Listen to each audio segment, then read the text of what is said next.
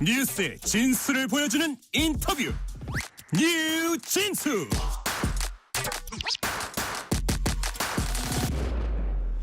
민주당이 한덕수 대통령 권한대행에 대한 탄핵 소추 절차에 들어간다고 오늘 밝힌 바 있습니다. 당장 오늘 탄핵안 발의하고 모레 국회 본회의에 보고한다고 했다가 방금 전에 발의는 일단 26일까지 이틀이죠. 이틀 더 기다리기로 했습니다. 자, 급박하게 돌아가는 국회 상황 그리고 민주당 입장 전현희 민주당 최고위원에게서 들어봅니다. 지금 스튜디오에 나와 계신데요. 조금 전까지 이제 법사위 회의를 하셨는데 그 회의에서 질문하신 게 있어요. 뭐냐면 법사위에서 질문하신 겁니다. 정보사 국정원 이런 데서 운영했던 지금은 정보사에 관한 건데 그 블랙 요원들이 계엄이 끝난 지금에도 아직 업무 복귀 명령 받지 못해서 이게 본인도 불안하고 주위에서도 불안할 수 있는 요인으로 작용하고 이런 취지의 질문을 하셨다고 들었는데 무슨 얘기입니까? 네, 먼저 우리 청취자 여러분께 인사드리겠습니다. 안녕하세요. 전현희 의원입니다. 제가 참 소개도 제대로 안 했네. 아유 죄송해요. 전현희 의원님 나와 계십니다. 네. 네, 민주당에서 지금 여러 가지 제보가 쏟아지고 있는데요. 당에서 받은 제보입니다. 지금 현재 이제 이른바 블랙 요원이라고 사실상 그동안 베일에 쌓였고 알려지지 않은 그런 비밀 요원인데 이번 네. 계엄을 통해서 사실상 그런 활약이라고 하긴 그렇고 이제 그 활동이 드러난 그런 셈인데요. 이 블랙 요원 중에 한 명이 아직 업무에 복귀하지 못했고 복귀 명령을 받지 못했고 지금 무기를 가지고 있는 채 지금 이제 밖에서 대기하고 있는데 지금 상황이 매우 이제 걱정이 되고 자신도 좀 매우 위험 상황에 노출이 되어 있는 것 같고 두렵다. 그리고 또 아직 복귀하지 못한 블랙 요원들이 많이 있는데 지금 그 청주 공항과 또 사드 기지 여기에 대한 이제 테러 그런 소요를 일으킬 목적으로 이제 업무를 받고 사실상 이제 파견이 된 셈인데 지금 거기에 대해서 그런 이제 활동을 해야 되는 건지 아니면은 중단을 해야 되는 건지 어떻게든지 지금 굉장히 애매한 상황이고 너무 불안하다. 이런 이제 제보가 있었습니다. 그래서 실제로 오늘 이제 국방부 장관 권한대행에게 그 질의를 했더니 이런 제보가 있다. 그래서 빨리 신속히 이 복귀 명령을 내리고 업무 중지 명령을 내려라.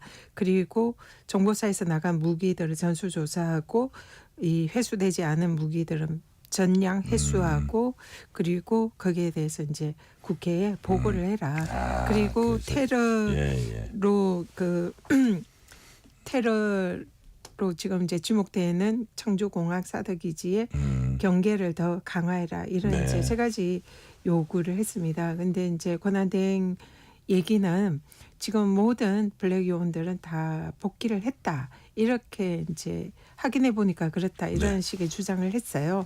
근데 실제로 지금 제보는 여러 제보들이 지금 당에 들어오고 있는 상황입니다. 그래서 이 HID 요원이라고 하죠. 이제 HID 중에 그 현역은 복귀를 했을 수 있지만 만약에 현역이 아닌 퇴역 군인이라든지 민간인도 있을 수 있지 않습니까? 이번에 사실 노상원 전 정보사 사령관의 경우에는 사실상 블랙 요원처럼 활동을 한 셈이잖아요.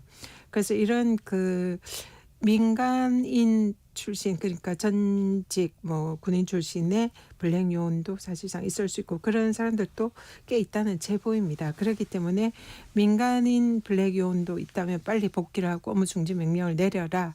근데 이제 이 부분은 국방부에서 사실상 확인해 줄 수 없다는 이런 입장인 것 같습니다. 그런데 지금 그게 중요한 게 아니라 무기를 들고 지금 이 일종의 소요, 테러 이런 것을 하기 위해서 지금 민간에 숨어들어 있는 블랙 요원들이 있다는 얘기잖아요. 제보가 사실이라면 사실이 아니기를 바랍니다. 정말로. 근데 만약 사실이라면 이거는 매우 지금 사회 불안 요소고 엄청나게 위험한 그런 상황을 초래할 수도 있기 때문에 속히 일단은 업무 중지해라 이런 명령을 내리고 복귀하라. 그리고 무기는 빨리 전량 회수해라. 이런 요구를 한 거죠. 네. 자, 전현희 최고위원님. 이제 오늘의 가장 주요한 뉴스로 이제 가볼게요. 민주당 박찬대 원내대표가 이제 오늘 오전에 탄핵 절차 개시 이제 선언했고 오후에는 민주당에서 그것도 얼마 시간이 안 지난 일입니다. 오늘 발의한다. 26일 국회 본회의 보고한다 했다가 조금 전에 자 이틀 일단 발의 일단 26일까지 기다려 본다. 이렇게 나왔거든요.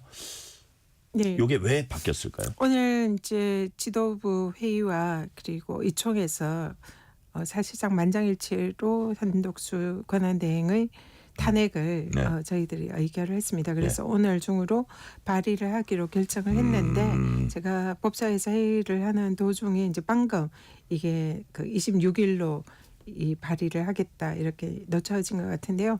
그래서 제가 그 내역은 제가 지금 아직 그 상황 자체를 이제 파악을 못했기 때문에 정확한 이유는 알 수 없습니다만 제가 추정하기로는 지금 현재 이 내란을 종식하고 빨리 정상화하기 위해서는 지금 윤석열 이 분의 그 즉각적인 탄핵 의결 이 매우 중요하고 그걸 위해서는 헌재에서 절차가 신속히 진행되는 것이 매우 필요한 상황입니다. 그래서 오늘 헌법재판관 3명의 국회 추천 3명의 재판관의 청문 절차가 오늘 끝났습니다. 네네.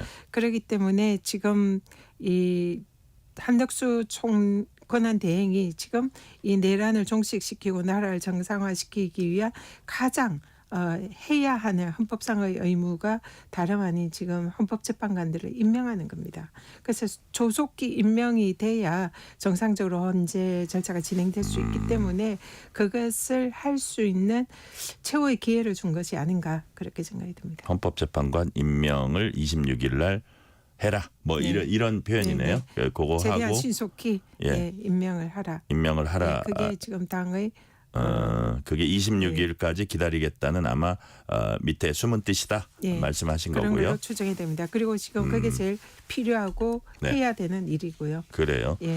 자, 지금 26일로 바뀐 상황은 우리 전현희 의원님께서 설명을 해주셨고, 자 그러면 오늘 뭐 발의를 오늘 하고 뭐 그다음에 이틀 후에 국회 본회의하고 어쨌든 탄핵 절차에 들어가려 했던 그 상황을 조금 이제 조금 더 여쭤볼게요. 오늘의 가장 주요한 뉴스였으니까.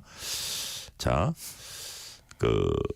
당장 이틀 지금은 어쨌든 헌법재판관하고도 연동돼 있으니까 미루긴 했는데 당장 오늘 막 어떻게 보면 되게 빨리 탄핵 절차에 들어가기로 했던 이유가 뭐였습니까?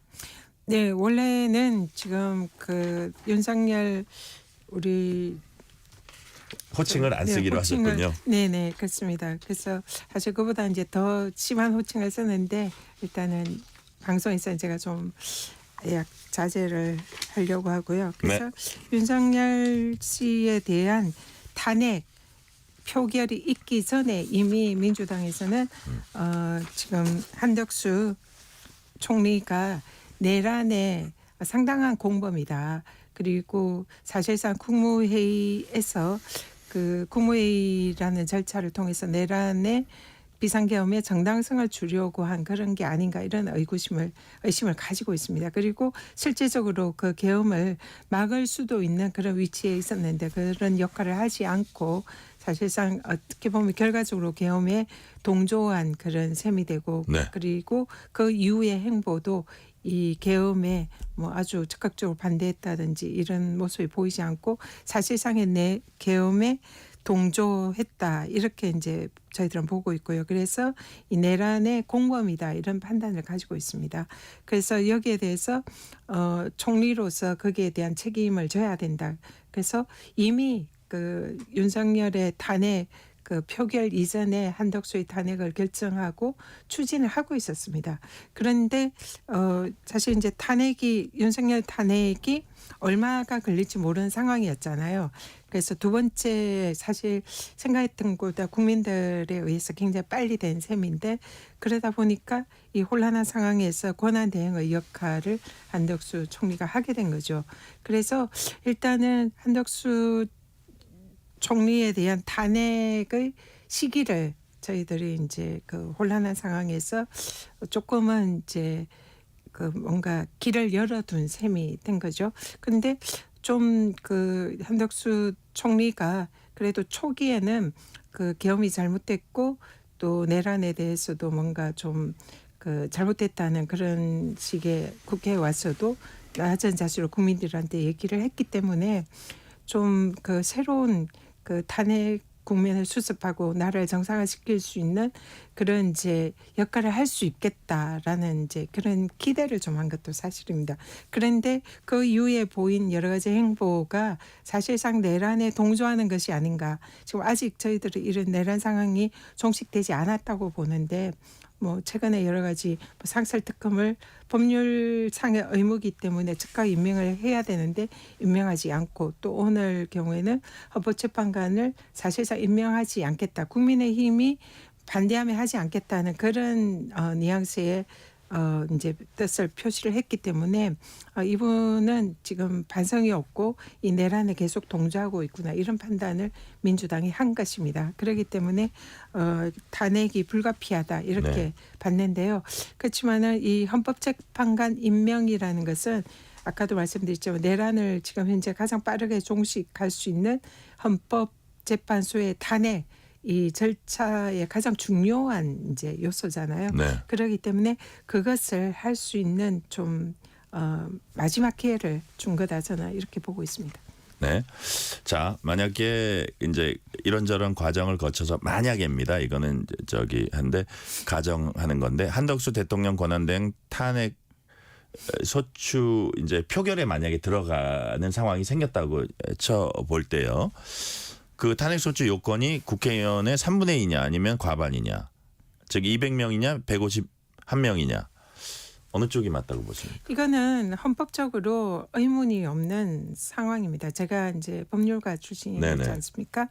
지금 탄핵이라는 것은 매우 예외적이고 또 비상 상황에서 할 수 있는 그런 헌법에 규정된 절차입니다. 그렇기 네. 때문에 헌법에는 탄핵의 대상이 명백하게 규정이 되어 있습니다. 그래서 이게 국민의힘은 엄격 해석의 원칙상 200명에 해당한다. 이렇게 주장하는데 어불성설이고요. 엄격하게 정말 해석해야 됩니다. 지금 헌법에 정해진 탄핵 대상에는 권한 대행이 없습니다. 대통령만 있습니다. 대통령에 대해서만 유일하게 200명 규정이 적용이 되는 거예요. 그렇기 때문에 그게 대통령 네, 권한대행한테는 권한대행은 적용이 안 없습니다. 된다. 그렇기 때문에 예. 200명 규정에 없는 경우에는 그냥 일반 정족수를 따르는 게 엄격 해석 원칙에 맞고요. 두 번째로 이 총리 권한대행은 직위는 총리입니다. 총리고 그다음에 업무나 권한은 이제 대통령의 역할을 하는 거죠. 그렇기 때문에 지금 이 직위에서 해제하고 파면하는 겁니다. 그렇기 때문에 총리는 지금 헌법 규정에 150인 이 탄핵 일반 정족수가 적용이 된다. 다른 장관들하고 규정이, 마찬가지라 이거죠. 되어 있기 때문에 이것을 권한 대행이라고 해서 헌법에 없는 200인 규정을 적용을 하는 것은 이건 헌법 위반입니다. 그래서 그런 200인 규정은 전혀 법리와 헌법에 맞지 않을 주장이다 이렇게 생각합니다. 자, 200인 규정은 대통령에게만 해당되지 대통령 권한대행에는 해당되지 않는다고 이제 해석을 해주셨고요. 자, 그렇다면 이제 한덕수 권한대행 탄핵 소추안이 이것도 또 가정입니다. 가결될 경우에 최상목 경제부총리가 이제 권한대행 역할 수행하게 됩니다.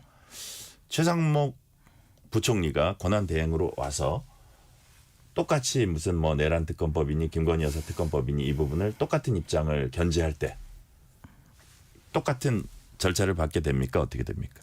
자, 오늘 그 뭐 블랙 요원 문제도 그렇고요. 지금 우리 온 국민이 이 지금 오늘의 대한민국에 도저히 있을 수 없는 상상할 수 없는 그런 계엄군이 국회를 점령하고 선관위에 점령하고 그리고 요인을 암살 체포하려고 했다 이런 네. 얘기를 듣고 목격하고 있습니다.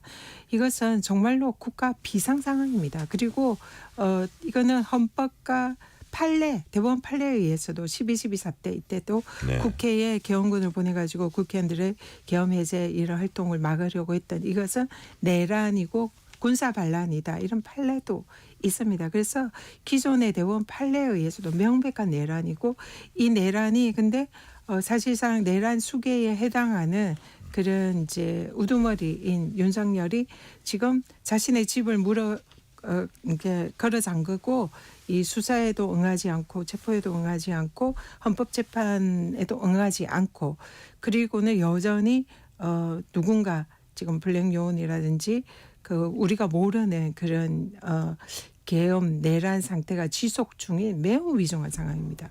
그렇기 때문에 지금 정부가 가장 우선적으로 해야 되는 이런 이 내란 사태를 하루빨리 종식시키고 나라를 안정시키고 국민을 안심시키는 일이에요. 그래서 지금 한덕수 총리가 그것을 제대로 하지 않고 있다. 저희들은 이렇게 보고 있는 거죠. 국민들도 그렇게 생각하는 분들이 현재는 대부분이라고 알고 있습니다. 그런데 만약에 최상목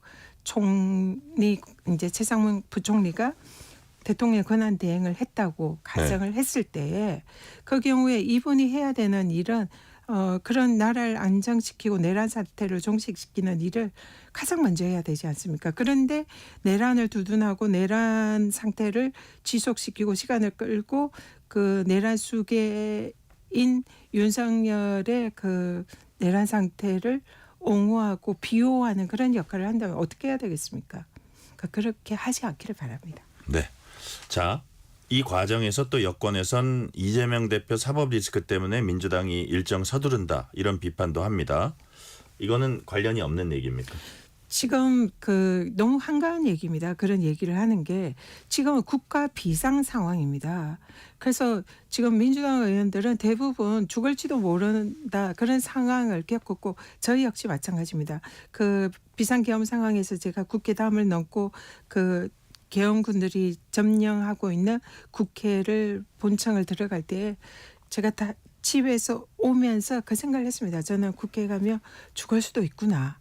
근데 그때 상상했던 것이 나중에 지금 드러나는 거 보면 의원들 다 체포해서 끌어내서 어디에 비안 벙커에 가서 가두고 그리고 뭐 체포조, 암살조를 가동을 하고 실제로 오늘 그 수첩에 보면 뭐 이렇게 사살 이런 얘기도 나오고 또 오늘 백령도 작전이라고 이성윤 의원님을 암살 사살해라 뭐 이런 지령도 있었다는 거 아닙니까? 그러니까 죽을 수도 있었던 그런 상황입니다.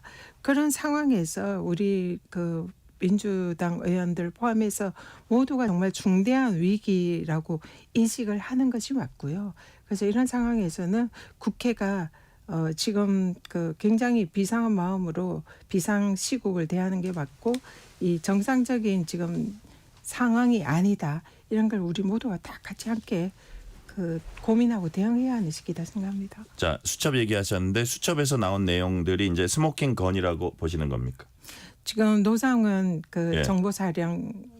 전 정보사령관 이분의 경우에는 민간인입니다. 근데 이분이 실제로 주위에 이 민간인으로 이 사람이 뭔 역할을 하는지 사람들이 몰랐다는 거 아닙니까? 사실상 이분이 이제 사실상의 블랙 요원 역할을 한 거죠. 그래서 또 이번에는 민간인과 군이 합작을 해서 계엄을 했다는 이런 특징이 있는 거 아닙니까? 그러면 민간 영역에서 대역 군인이라든지 또 보도에 따르면 김건희가 그 계엄이 이제 실패하고 난 이후에 계속 태역 HID에 계속 전화를 건다. 이런 얘기도 뭐 이런 보도에 있었는 걸 봤는데요. 이런 우리가 알지 못하는 이런 이제 블랙 요원이나 그런 세력들이 있었는 거죠. 그래서 노상원 씨가 그런 거를 이제 사실상 계엄을 기획하고 지휘했다 보이는데 그 내용이 그 수첩에 담겨 있는 거죠.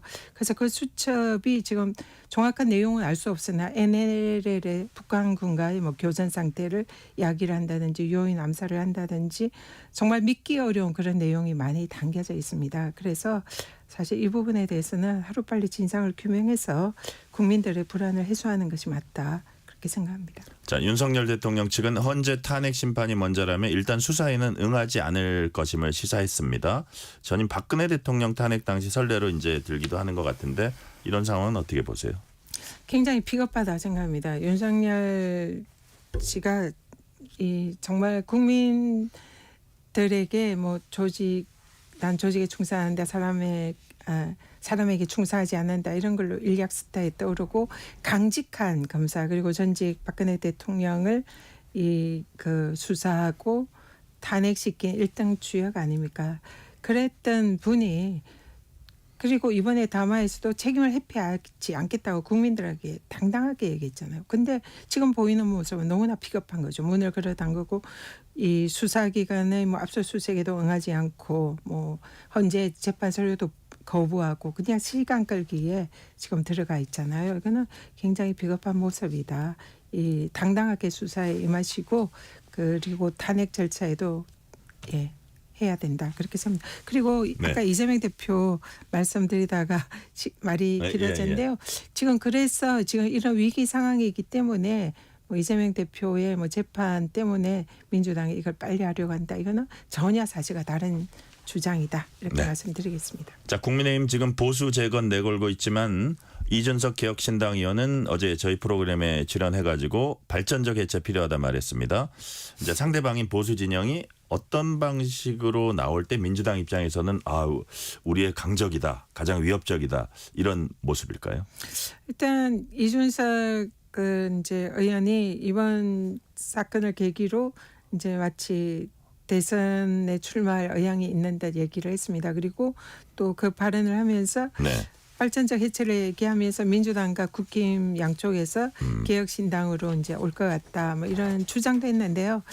그는 일종의 희망회로다 이렇게 생각을 하고요. 사실상 이제 민주당에서 오히려 이런 보수 진영에서 국민의힘 쪽에서 민주당 쪽으로 좀 오지 않을까 이런 또 생각도 하고 있습니다. 그래서 지금 이 상황에서는 이 자신의 뭐 사리 그 욕심이라든지 뭐 내가 이 상황을 잘 이용해서 뭐 대통령에 나가서 뭐 어떻게 해야지 이런 걸 할 때가 아니다 생각합니다. 지금 하루빨리 이 상황을 종식시켜서 나라를 안정시키는 게 최우선 과제다. 그래서 그거부터 고민하시라 이렇게 말씀드립니다. 네, 시간이 거의 다 됐는데 마지막 질문 하나 드릴게요. 전현희 최고위원님께서 이런 격변의 시기 이제 거치고 있는데 그 소회랄까 다짐이랄까 마지막으로 한 말씀 부탁드립니다. 국민들께서 굉장히 놀라셨고 불안해하실 거다 생각합니다. 그리고 지금 사실 탄핵 이 계엄과 내란 또 탄핵 이 절차에서 지금 나라의 국부나 자산이 뭐 하루에도 뭐 몇 조, 뭐 몇백 조 이렇게 다 이제 새어 나가는 그리고 주가도 폭락하고 뭐 외환 뭐 이런 것도 이제 계속 새 나가는 이런 상황이잖아요. 이러다가 경제가 폭망할 거다 이런 생각이 들고요. 그래서 이럴 때일수록 사실은 정치가 국민들한테 안심시키고 나라를 정상적으로 이렇게 갈 수 있게 이런 이제 버팀목 역할을 하는 게 굉장히 중요하다 생각하는데요. 그런 역할을 하도록 최선을 다하겠습니다. 네. 오늘 말씀은 여기까지 듣겠습니다. 지금까지 전현희 민주당 최고위원이었습니다. 의원님 말씀 감사합니다. 고맙습니다. 퇴근길 당신과 함께